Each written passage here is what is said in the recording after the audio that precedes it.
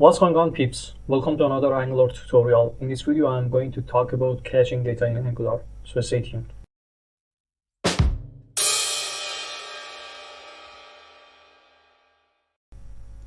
One of the most convenient way for optimizing Angular projects is caching data, but how we can do this?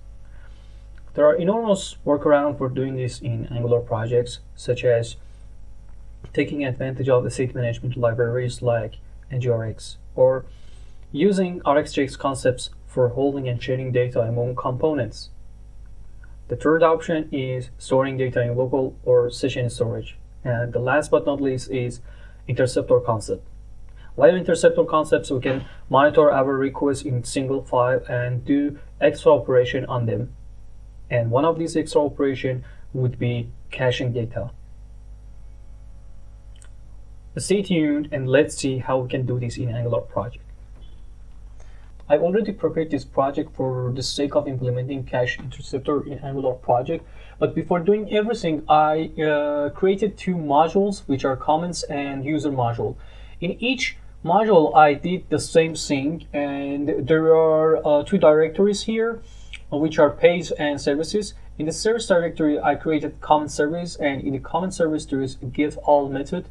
In this method, as you can see, I'm sending a request to the comments endpoint of JSON placeholder. For those who do not know what is JSON placeholder, actually it is a platform that generates some fake data for us. You can easily watch this from their website.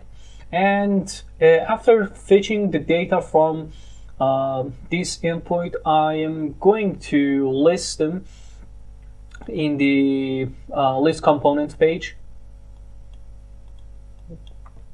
Okay, and I did the same thing for user module. You can easily understand this after this tutorial. You can check this actually. And on the app routing module, I defined two routes for these modules. Users in comments declared here as our module, and we have some routes, and you can easily understand the whole workflow. But before doing everything, let's see what we have on the browser.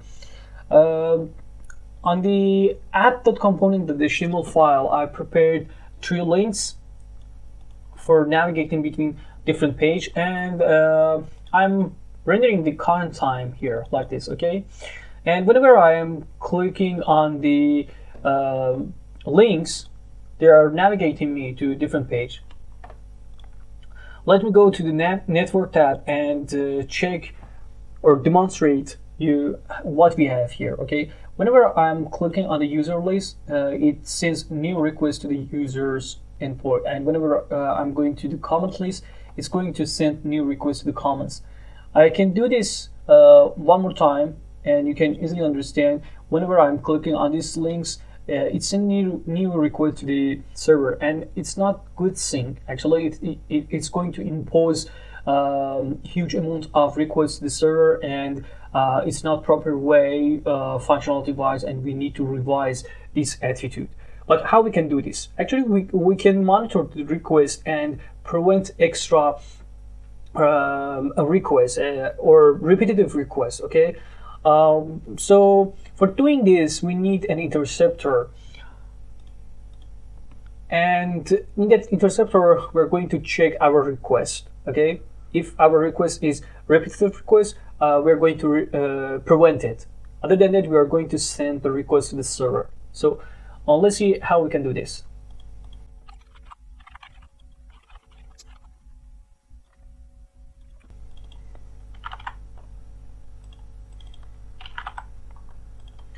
Alright, our interceptor class just created, and we can start our work here. Since we are going to cache GET request, we need to check the request method at the first step. So let's say if our request method was not equal to GET, we want to send the request directly to the server like this, okay?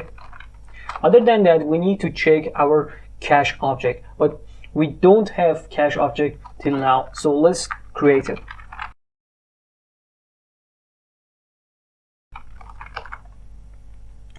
Our cache object just created. And for those who do not know what is the map, I would say it's like a dictionary. It's going to hold a key value pair. As a key, I'm going to set the request URL, and as a value, I'm going to hold the response of the request and its expiration date. Okay.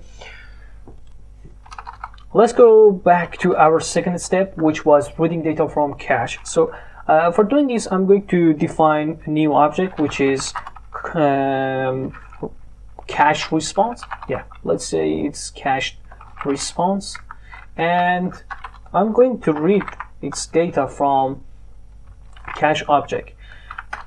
As I told you, I'm going to save request URL as its key. So here I should say, please go to the cache object and find the request that its key is equal to this request.url. Okay. Here I want to check whether our cache response exists or not, or it's undefined or not. If it's not undefined, so we can easily return it to our user, and it's meaning it exists on our cache object. Okay.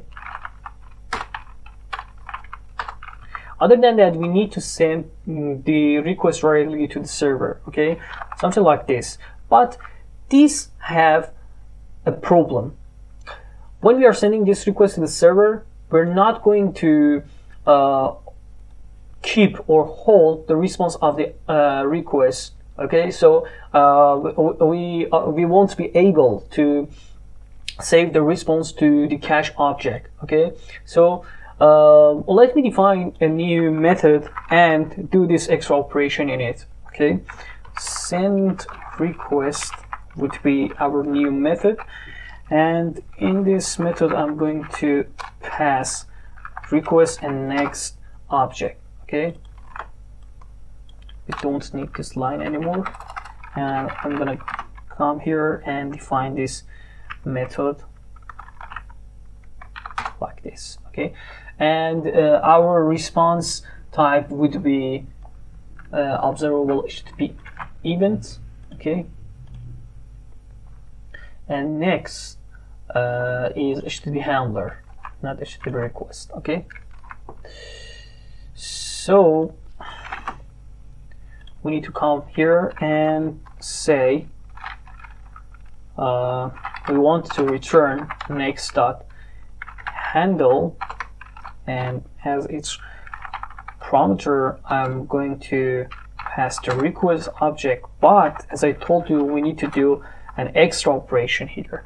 I'm going to call the tab function, which is RXJS function. Let's add it to our project. It's not coming by IntelliSense, so I'm going to add it manually. It belongs to RxJS operator. What I'm doing here, RxJS / operators. Okay, and here I'm going to pass an event object. Okay, and here I want to check whether event instance of, oops, let me check what is this error here. Okay, we need to define it like this, pardon me, events, and we need to check the event type.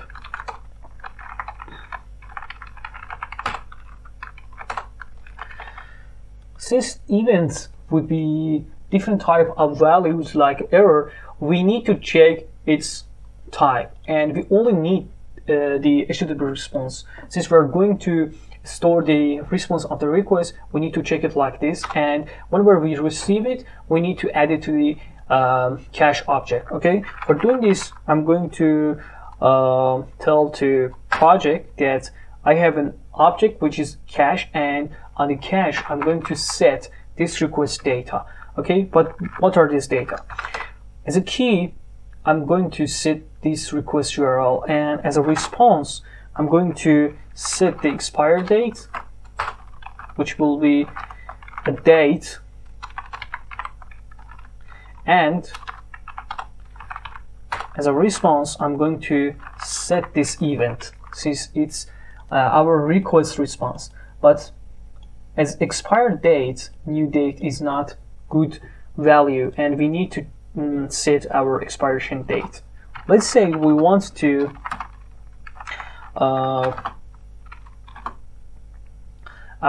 invalidate our request after 5 seconds. So for doing this, we can say to Angular, please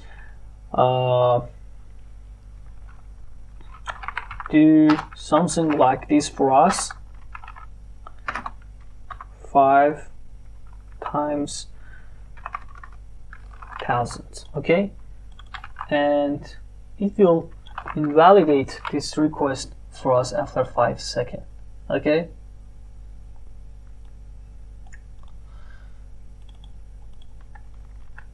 obviously when we are going to get this request from cache object, we need to check the expiration date of it. Okay, if it is expired, we should send new request to the server. Other than that, we're going to read from cache. So let's check this one here as well. Okay, so we need to say if cache response exists and cache response expire date is less than equal current sign, please delete it from cache object and return